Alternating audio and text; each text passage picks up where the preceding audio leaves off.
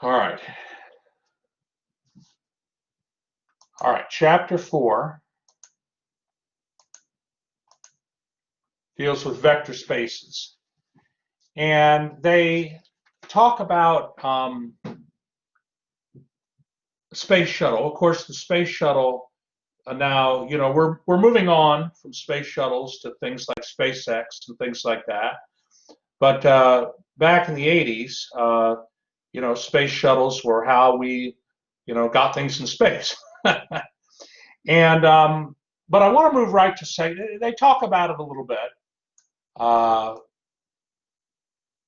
I want to move right into section 4.1. Okay. So what you have here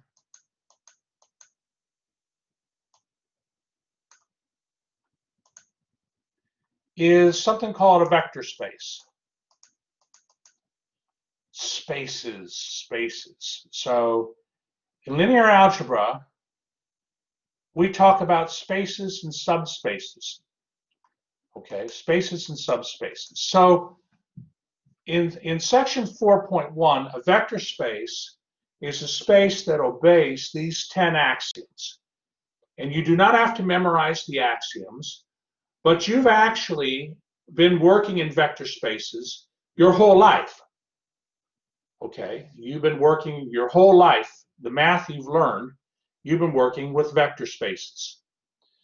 So like for instance, if you take the R2 space, if you take coordinates, vectors in R2, if they all obey these axioms. So like for instance, the first axiom, if you take a vector in, it says the sum of vectors u and v denoted by u plus v is back in v. So for instance, if you add a vector u and a vector v in R2 space, you're going to get another vector in R2 space.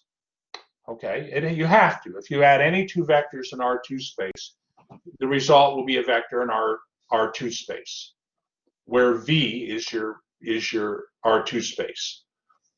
Axiom 4, the zero vector. The zero vector is in R2 space. The origin is in R2 space. Okay. Axiom 7. If you multiply a constant times the sum of two vectors in R2 space, you can distribute that constant. You've been unconsciously using these axioms in this definition of a vector space for section 4.1. You've been using it your whole life. You just hadn't known it. Okay. And they talk in the book about different types of spaces. So the first example is one I just mentioned. The spaces Rn. Okay, where n is greater than or equal to 1 are premier examples of vector spaces. Okay. All right. So let me go to example 4 here. Let me show you an example called polynomial space. Okay, so if you have the set piece event of polynomials at degree at most n, it's going to consist, so I'm looking at example 4 here.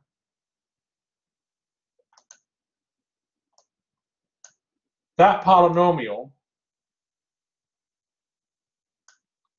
okay, which is any polynomial of at most degree n, and the coefficients a sub 0, a sub n are real numbers.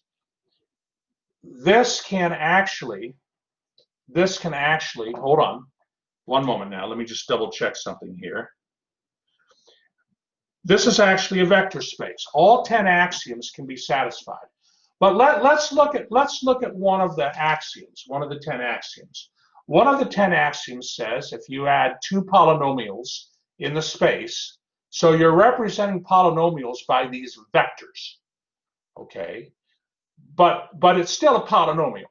So if you have a vector p, sub t and a vector q sub t, okay, if you have a vector q sub t, and you add p and q together, basically you add a polynomial to another polynomial, you're going to get a polynomial back. And so vector addition is closed. We call that closed. Vector addition is closed in the polynomial space. If you take a polynomial and multiply it by a constant, that's the same as multiplying every coefficient of the polynomial by a constant. That gets you a polynomial of degree n. So that would be axiom 9 that got satisfied. And you could, and also axiom 4. Axiom 4. There's a zero vector in the polynomial space. It's just where all the coefficients a0, a1, a2 equals 0. The number 0 is a polynomial, because you can write 0 as a polynomial where all the coefficients of the powers of t are equal to 0. So you could show step by step that the vector space, that this polynomial space is indeed a vector space. We showed 3 axioms work, but you could show all the other axioms work as well. So, but the thing is, how many think vector spaces are kind of cool? I mean, how many of you gee, a polynomial space the polynomials are actually, the set of polynomials are actually a vector space? Yeah. Yeah, and so now you realize this from a more theoretical point. So the vector space definition is abstract, but thank you everybody for your input. Many of the spaces you've been working with, many of the things you've learned in pre-calculus and algebra, you've actually been working in vector spaces all the time. You just didn't know it. And that's great. That's great. But the thing is, it can be difficult. I mean, it takes a while to prove these 10 axioms. So if we could show that a space is a vector space without proving the 10 axioms, it would make our life a little easier. And that's where subspaces come in. So a subspace, okay, of a vector space consists of 3 properties. First of all, if the zero vector of your big space V is in space H, that's the first axiom, or the first condition for subspace. Secondly, the space, so what I'm trying to say is, in this definition here, H is a subspace of V. The space H is a subspace of V. Now, if the space H satisfies these 3 axioms, the zero vector property A, property B, H is closed under vector addition, and property C, H is closed under multiplication by scalars, if that's true, then your space H is a proper subspace. It's a proper subspace of the vector space V, and H will be a subspace as well.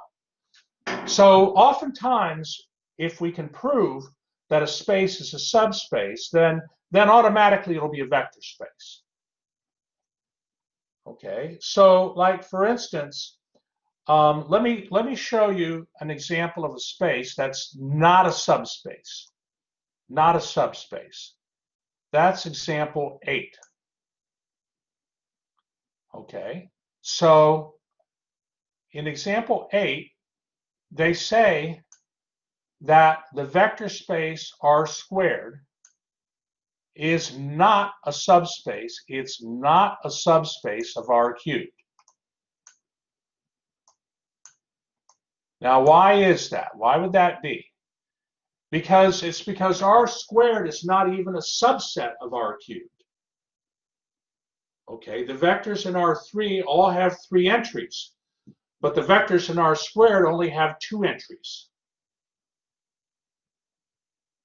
Okay, so intuitively, you might think of R squared. You might think of R squared. Well, R squared. What is R squared? It's the x1 x2 plane. The x1 x2 plane. But R squared is not a subspace of R3, because R3 coordinates in R3 have 3 numbers. Vectors in R3 have three values, right? Okay, 3 coordinates. But what they're doing is saying, well, what if I wanted the x1, x2 plane? How can I make that a subspace of R3? You can define H as this set, where it consists of vectors, 3 by 1 vectors, where the first 2 elements are any real numbers s and t, but the third number is a 0. That will be a subspace of R3. Do you see the difference here in example 8? Do you see what they're trying to get at here? Matthew's comfortable. Solman's comfortable. And of course, is anybody uncomfortable? Kevin's good. Thank you, Kevin. Mikkel's good. Wonderful. I mean, is anybody uncomfortable? Christy's good. Okay. All right. All right. Well, so this is what section. I mean, there's more to talk about in section 4.1. More to talk about.